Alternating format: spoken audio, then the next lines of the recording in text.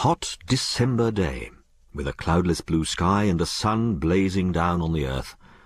Such a description of snowy December sounds perchance a trifle strange to English ears, but here in Australia we are in the realm of contrariety. Here black swans are an established fact. Here iron wood sinks, and pumice stone floats, which must strike the curious spectator as a queer freak on the part of Dame Nature. But however contrary Nature may be in her dealings, the English race out in this great continent are much the same as in the old country, being of a conservative turn of mind and with strong opinions as to the keeping up of old customs. Therefore John Bull abroad keeps his Christmas and wears his clothes without regard to heat or cold. A nation that never surrenders to the fire of an enemy cannot be expected to give in to the fire of the sun. Madge Frettlby was thinking somewhat after this fashion as she sat on the veranda, in a state of exhaustion from the heat. The trial through which she had so recently passed had been a great one, and it had not been without its outward result. It had left its impress on her beautiful face, and there was a troubled look in her eyes.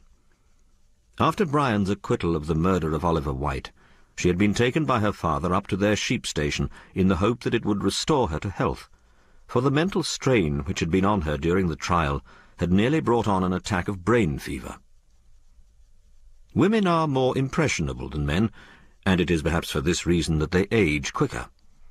A trouble which would pass lightly over a man leaves an indelible mark on a woman both physically and mentally, and the terrible episode of White's murder had changed Madge from a bright and merry girl into a grave and beautiful woman. She saw the world now not as the fantastic fairyland of her girlish dreams, but as the sorrowful vale of tears, through which we must all walk till we reach the promised land.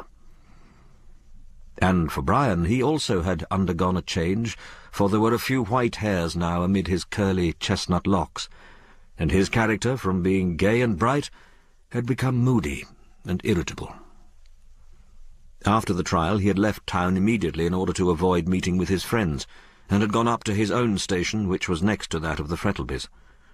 There he worked hard all day and smoked hard all night, thinking ever on the secret which the dead woman had told him and which threatened to overshadow his life.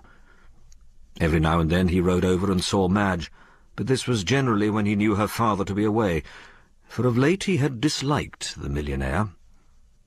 Madge could not but condemn his attitude, remembering how her father had stood beside him in his recent trouble. Suddenly she started as she heard a step behind her. Turning, she saw Sal Rawlins, in the neatest of black gowns, with a coquettish white cap and apron. Madge had been so delighted with Sal for saving Brian's life with her evidence at the trial that she had taken her into her service as maid. Mr. Frettlby had offered strong opposition at first that a fallen woman like Sal should be near his daughter, but Madge was determined to rescue the unhappy girl from the life of sin she was leading, and so at last he reluctantly consented. Brian, too, had objected, but ultimately yielded, as he saw that Madge had set her heart on it. Mother Guttersnipe objected at first, characterizing the whole affair as cussed humbug, but she, likewise, finally gave in, and Sal became maid to Miss Frettlby. "Sit down here," said Madge, leaning back in her seat, "and talk to me." Sal complied, and after a short pause, Madge turned her clear grey eyes on the woman. "I want to ask you something." The other shivered and turned pale. About that?" Sal hesitated for a moment and then flung herself at the feet of her mistress. "I will tell you," she cried. "You have been kind to me, and have a right to the truth. I will tell you all I know." "Then," asked Madge firmly, as she clasped her hands tightly together, "who was this woman whom Mr. Fitzgerald went to see, and where did she come from?" "Gran and me found her one evening in Little Burke Street, just near the theatre. She was quite drunk, and we took her home with us." "How kind of you." "Oh, it wasn't that. Gran wanted her clothes. She was awful swell dressed." "And she took the clothes? How wicked!" "Anyone would have done it down our way. But Gran changed her mind when she got her home. I went out to get some gin for Gran, and when I come back, she was hugging and kissing the woman. She recognised her? Yes, I suppose so. Next morning, when the lady got over the drink, she made a grab at Gran and hollered out, "You! I was coming to see you!" And then? Gran chucked me out of the room, and they had a long jaw. And then, when I come back, Gran tells me the ladies are going to stay with us 'cause she was ill, and sent me for Mr. White. And he came? Oh, yes. Often. He kicked up a row when he first turned up, but when he found she was ill, he sent a doctor. But it wasn't no good. She was 2 weeks with us and then died the morning she saw Mr. Fitzgerald. I suppose Mr. White was in the habit of talking to this woman? Lots. But he always turned Gran and me out of the room before he started. And did you ever overhear one of these conversations? Yes, one. I got riled at the way he cleared us out of our own room, and once when he shut the door and Gran went off to get some gin, I sat down at the door and listened. Madge leaned forward. And what did you hear, Sal? He said he wanted her to give up some paper, and she wouldn't. She said she'd die first, but at last he got him and took him away with him. The assertion White had been murdered for a certain document flashed across Madge's mind. Did you see this paper? Rather, said Sal. I was looking through a hole in the door, and she takes it from under her pillow. It was in a large blue envelope with writing on it in red ink. He takes it to the table, where the candle was, and looks at it. Then he puts it back in the envelope and stuffs it in his pocket, and she sings out, "You'll lose it!" And he says, "No, I'll always have it with me, and if he wants it, he'll have to kill me first before he gets it." And did you know who this other man was, to whom this paper was of such importance? No, I didn't. They never said no names. When was it White got the paper? About a week before he was murdered, said Sal after a moment's thought. And that was the last time he come. She kept watching for him night and day, and 'cause he didn't come, got mad at him. I hear her saying, "You think you've done with me, my gentleman, and leaves me here to die, but I'll spoil your little game." And then she wrote that letter to Mr. Fitzgerald, and I brought him to her, as you know. Yes, yes, said Madge rather impatiently. I heard all that at the trial. But what conversation passed between Mr. Fitzgerald and this woman? Did you hear it? Bits of it, replied the other. I didn't split in court, 'cause I thought the lawyer would be down on me for listening. The first thing I heard Mr. Fitzgerald saying was, "You're mad, it ain't true." And she says, "So help me, it is. White's got the proof." And then he sings out, "My poor girl." And she says, "Will you marry her now?" And says he, "I will. I love her more than ever." And then she makes a grab at him and says, "Spoil his game if you can." And says he, "What's your name?" And she says, "What?" "Rosanna Moore." There was a sharp exclamation as Sal said the name, and turning round quickly, Madge found Brian standing beside her, pale as death, with his eyes fixed on the woman. "Go on." "That's all I know." Brian gave a sigh of relief. "You can go. I wish to speak with Miss Frettlby alone." Sal looked at him for a moment and then glanced at her mistress, who nodded to her as a sign that she might withdraw. With another sharp, inquiring look at Brian, the maid turned and walked slowly into the house.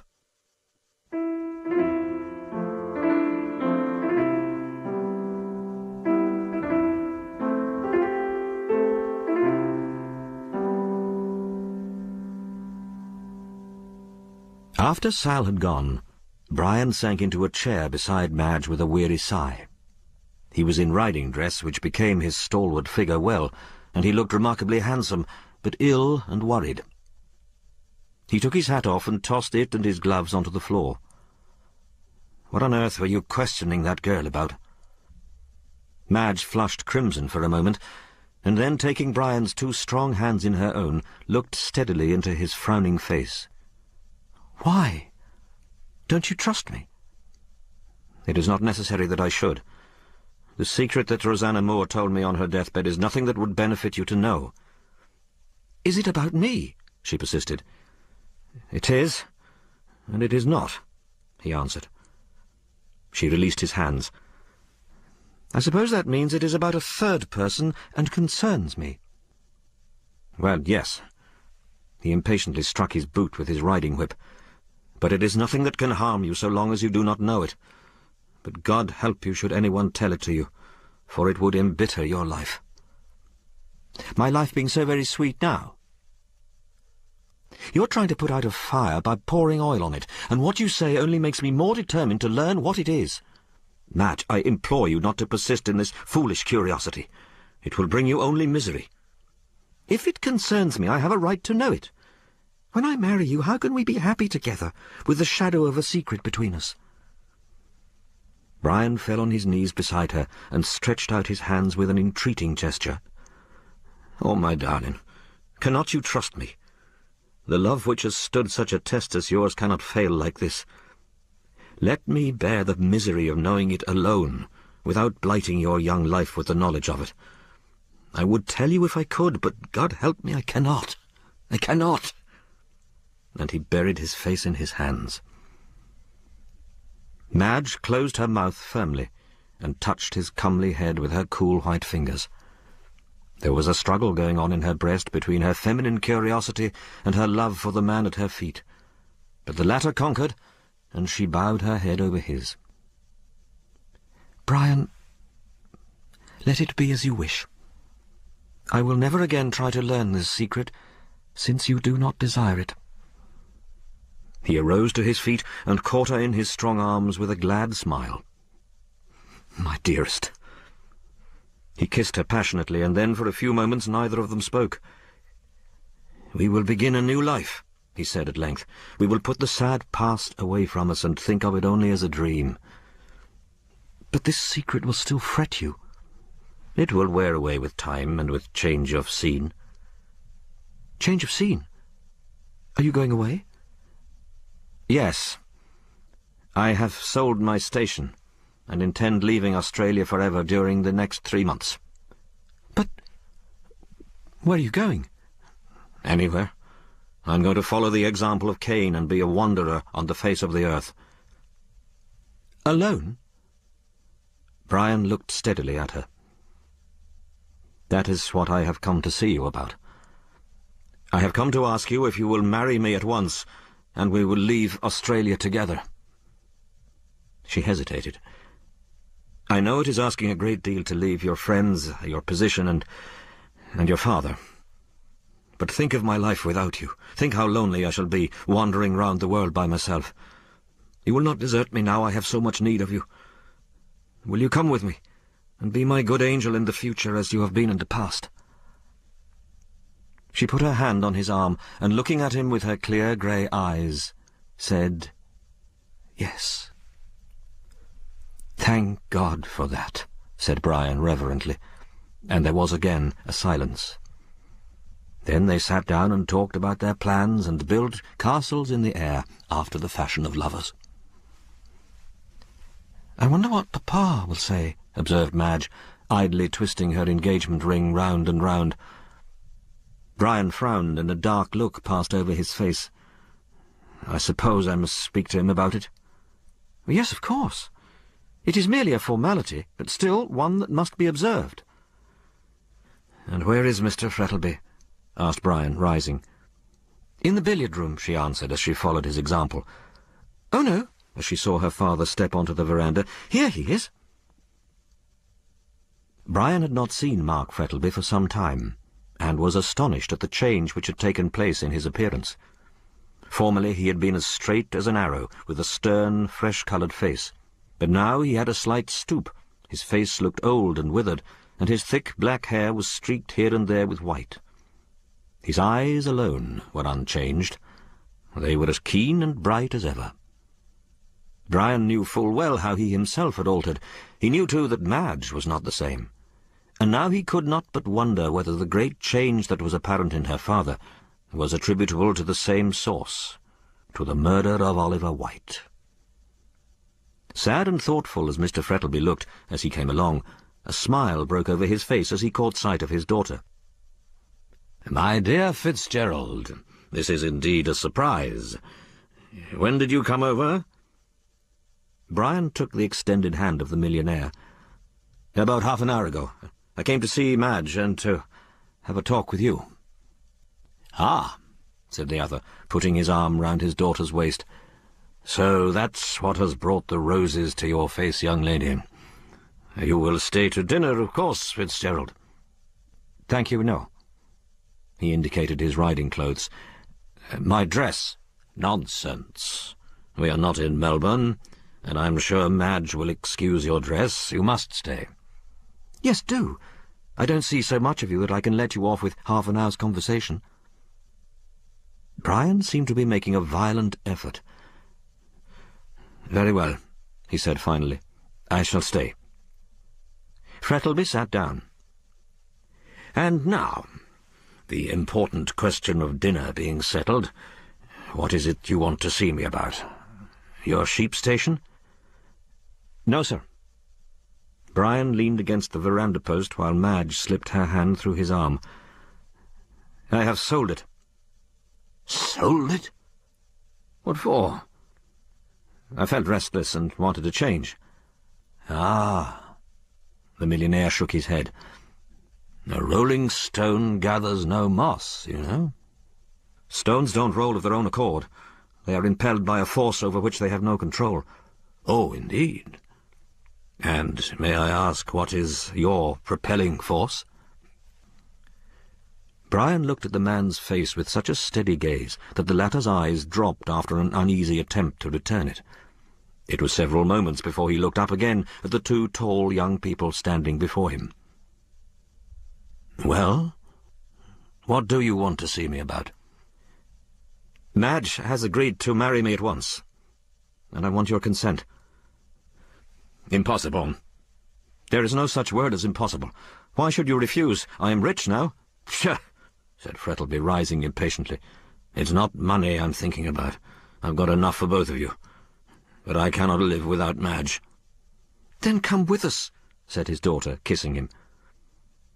Her lover, however, did not second the invitation, but stood moodily, twisting his tawny moustache and staring out into the garden in an absent sort of manner. "What do you say, Fitzgerald?" Frettleby was eyeing him keenly. "Oh, delighted, of course."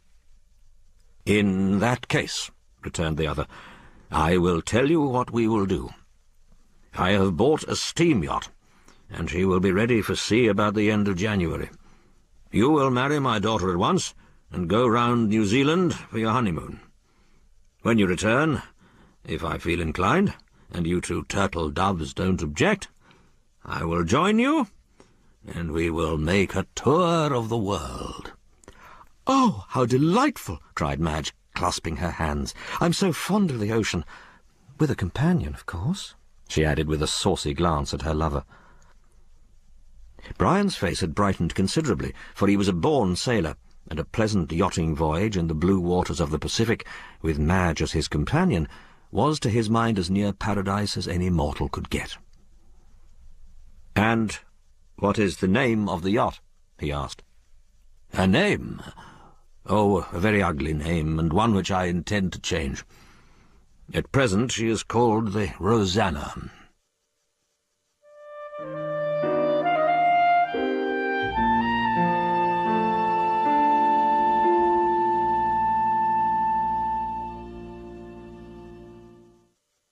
The poet sings, "Oh, there's nothing half so sweet in life as love's young dream." But he made this assertion in his callow days, before he had learned the value of a good digestion. To a young and fervid youth, love's young dream is no doubt very charming, lovers as a rule having a small appetite. But to a man who has seen the world and drunk deeply of the wine of life, there is nothing half so sweet in the whole of his existence as a good dinner. Who does not value as the sweetest in the whole 24 the hour when, seated at an artistically laid table with delicately cooked viands, good wines, and pleasant company, all the cares and worries of the day give place to a delightful sense of absolute enjoyment?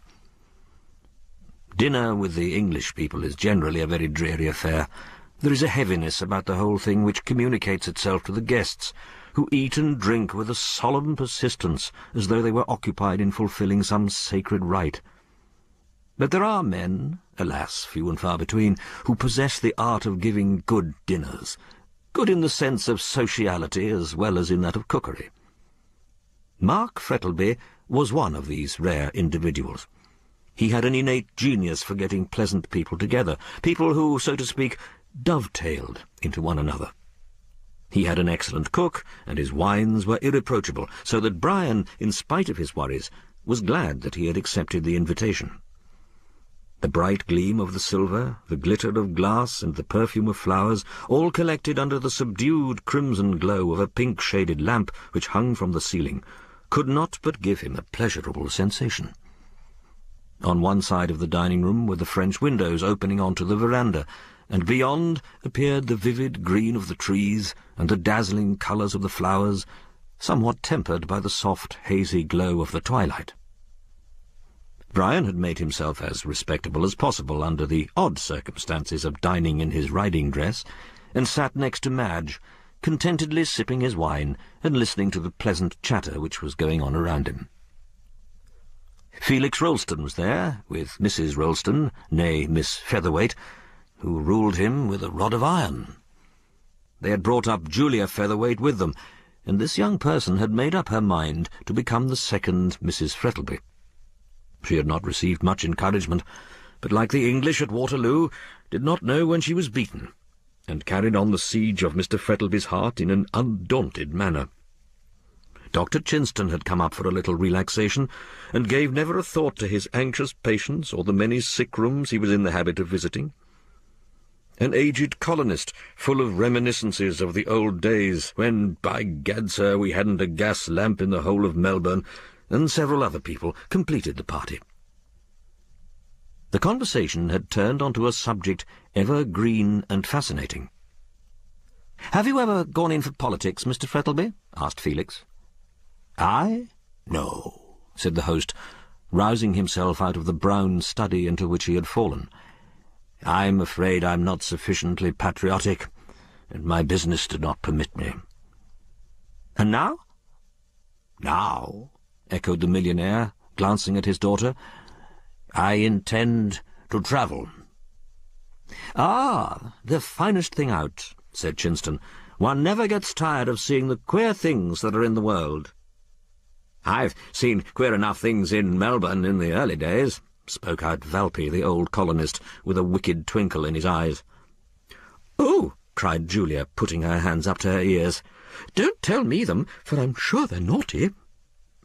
"We weren't saints then." "Ah, then we haven't changed much in that respect," retorted Frettlby.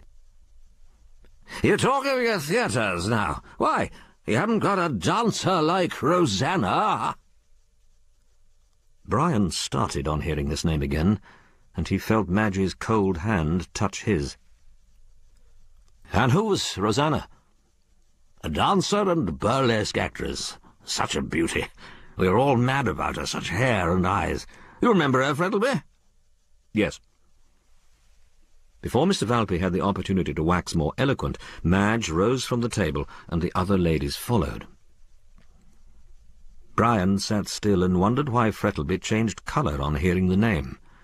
He supposed that the millionaire had been mixed up with the actress, and did not care about being reminded of his early indiscretions.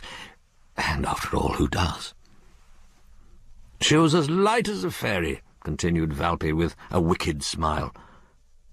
"What became of her?" Mark Frettlby looked up suddenly as Fitzgerald asked this question. "She went to England in 1858. I'm not quite sure if it was July or August, but it was in 1858. "You will excuse me, Valpy, but I hardly think that these reminiscences of a ballet dancer are amusing." Frettlby poured himself out a glass of wine. "Let us change the subject." Notwithstanding the plainly expressed wish of his host, Brian felt strongly inclined to pursue the conversation. Politeness, however, forbade such a thing, and he consoled himself with the reflection that after dinner he would ask old Valpy about the ballet dancer whose name caused Mark Frettlby to exhibit such strong emotion. But, to his annoyance, when the gentleman went into the drawing-room, Frettleby took the old colonist off to his study, where he sat with him the whole evening, talking over old times. It was an exquisite night, with a cloudless blue sky glittering with stars, and a great yellow moon in the west. Madge seated herself on the side of the marble ledge which girdled the still pool of water in front of the house, and dipped her hand into the cool water. Brian leaned against the trunk of a great magnolia tree, whose glossy green leaves and great creamy blossoms looked fantastic in the moonlight. In front of them was the house, with the ruddy lamplight streaming through the wide windows, and they could see the guests within, their dark figures passing and repassing the windows, while the charming music of the waltz mingled with their merry laughter. "Looks like a haunted house," said Brian, thinking of Poe's weird poem. "But such a thing is impossible out here." "You don't believe in ghosts?" "There's a banshee in our family.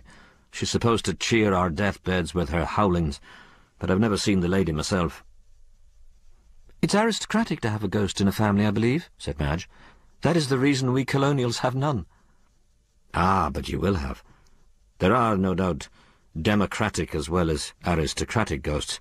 Ah, but what nonsense I talk.